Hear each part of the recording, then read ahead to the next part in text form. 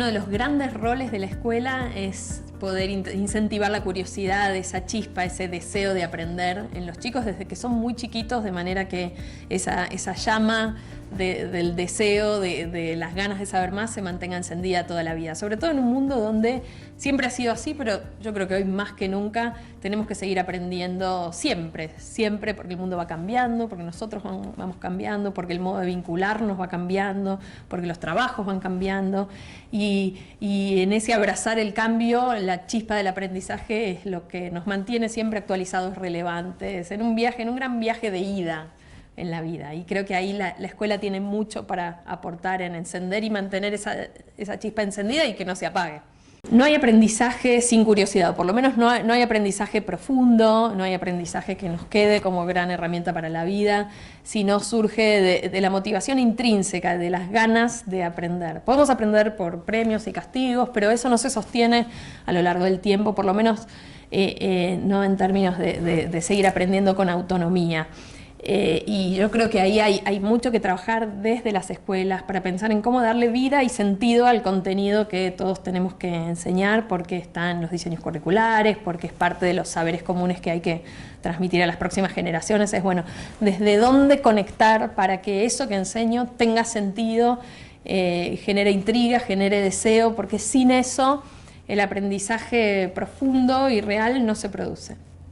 ¿Qué pasa en casa y qué pasa en la escuela con esto de la curiosidad, ¿no? A veces muchas familias sienten que la gran decisión educativa que tienen que hacer es a qué escuela van a mandar a sus hijos, y por supuesto que es una súper decisión, pero creo que a veces no nos damos tanta cuenta de que la semillita del amor por el conocimiento, de la curiosidad, de las ganas de aprender, se siembra en casa. Se siembra por contagio, por incluso qué nos gusta a nosotros como padres, cómo contagiamos a los chicos ese amor por aprender, esa pasión por cualquier cosa, por aprender cualquier cosa. Y en ese sentido la casa y la escuela tienen que ser complementarias. Y a veces cuando la escuela no enciende la chispa del aprendizaje, en casa sí, o viceversa, la cosa no funciona tan bien, y por eso es súper importante trabajar en conjunto, y ahí hay montones de cosas que podemos hacer ya como mamás, como papás, los abuelos.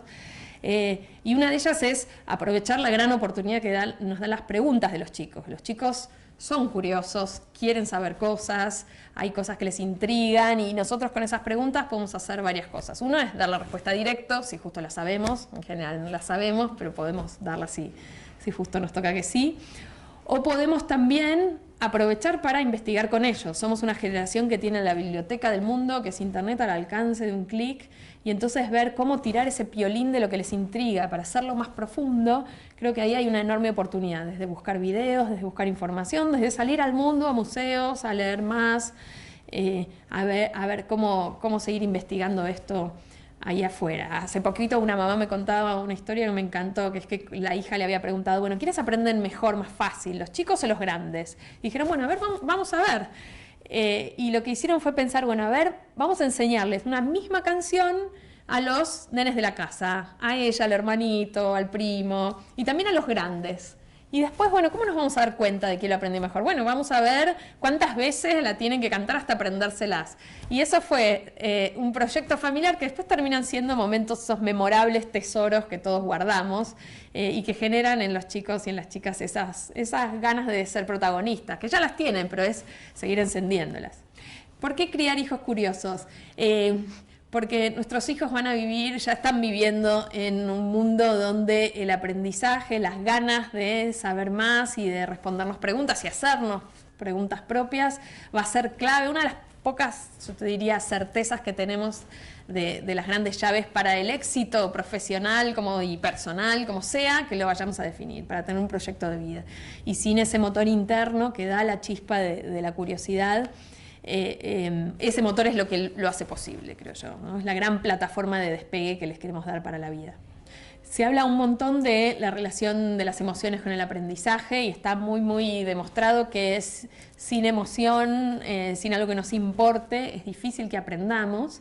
Pero me parece que una cosa para pensar ahí es que las emociones, conectar el aprendizaje con las emociones no solo significa tratar bien a los chicos, mostrar que nos importa, hacer un entorno efectivamente seguro, tolerar el error como parte del aprendizaje, por supuesto eso es clave, sino también darle vida al contenido para que sea emocionante, que represente desafíos, preguntas a responder, misterios, cosas que nos intrigan, conectados con cosas que nos pasan o con cosas de la vida real. Es desde ahí donde el contenido se vuelve emocionante y justamente genera curiosidad, ¿no? La curiosidad viene, es parte de lo que nos pasa cuando el contenido es emocionante, y no implica solo el mimo, el cuidado, que es central para cualquier proceso de acompañamiento en el aprendizaje, sino también generar emoción en el contenido, a partir de hacerlo atrapante y buscar qué es lo importante que tengo que enseñar y por qué vale la pena aprenderlo.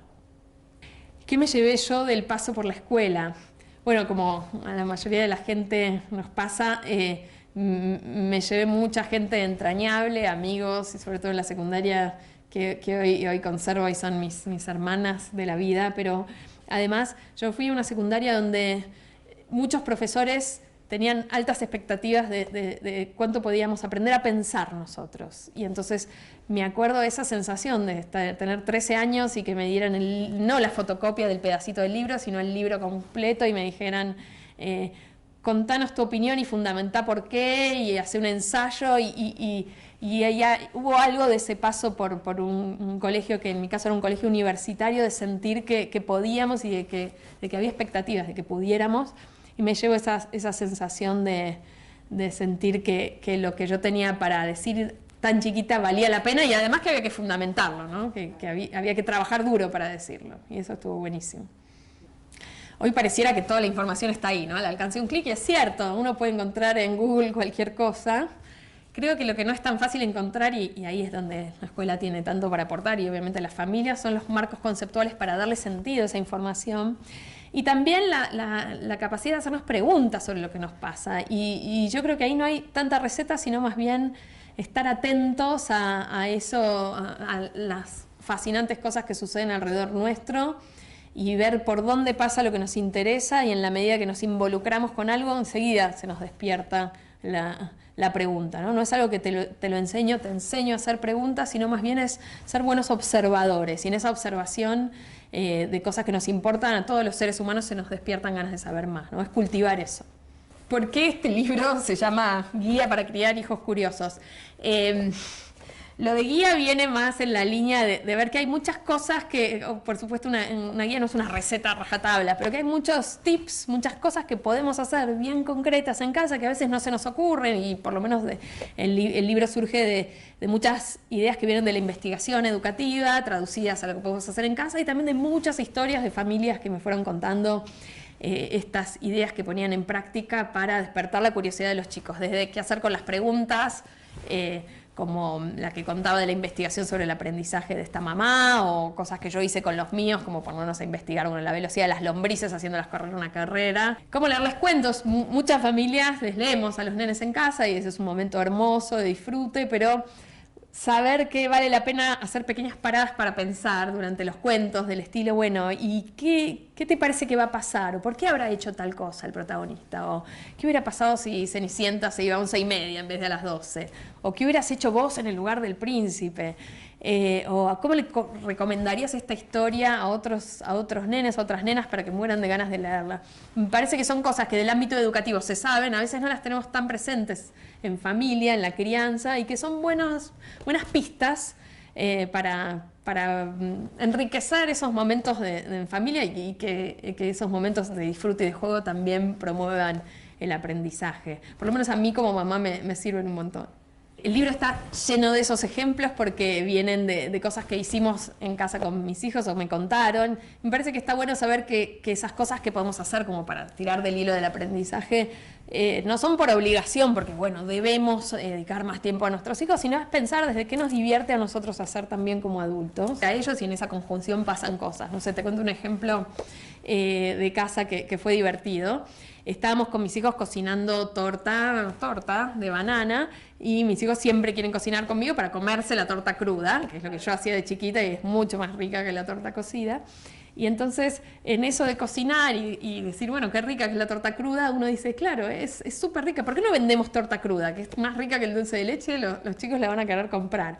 Entonces, fue como una oportunidad para decir, bueno, a ver, y si quisiéramos vender torta cruda, bueno, ¿dónde la ponemos? Bueno, hay que armar un frasco. Y entonces el frasco tiene que tener una etiqueta. ¿Cómo son las etiquetas de los frascos? ¿Qué tienen? Entonces sacamos todos los frascos que teníamos en casa y fuimos a ver, bueno, todos tenían la cantidad, del nombre, un dibujo atractivo para que la gente lo quiera agarrar.